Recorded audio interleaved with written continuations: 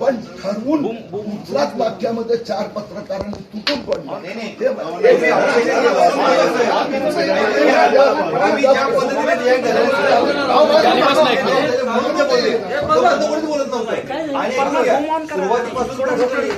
सुरुवातीपासून प्रश्न मीच विचारत होतो, तुम्ही उलट काढले, तू एकटाच का बोलतोय, बरोबर की नाही? मालेगाव कव्हर केलंय. तुम्ही मला काय त्यावेळेस कोणी बोलत होतं का? कोणीच बोलत नव्हतं. तुम्ही माझाही प्रश्न विचारू देत नाही, इतर बोलायला लागले, चंदही बोलत नाही, असं नाही ना होतं.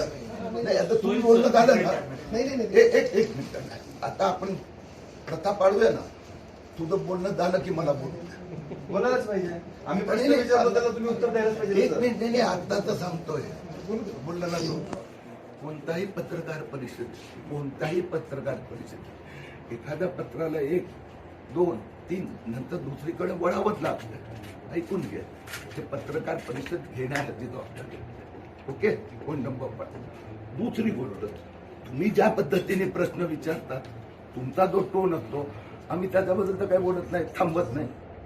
पण तुमचा प्रश्न झाल्यानंतर हे आम्हाला तो रोजचा अनुभव आहे ना. काही ठिकाणी काही पत्रकार बोलूच देत नाही. मी पहिलं वाक्य उच्चारलं, इट इज युअर ड्युटी. माझा प्रश्नाचं उत्तर पूर्ण झालं. तुम्ही परत विचारा ना जोरात. ऑब्जेक्शन घ्या, भाषेला ऑब्जेक्शन घ्या, शब्दाला घ्या.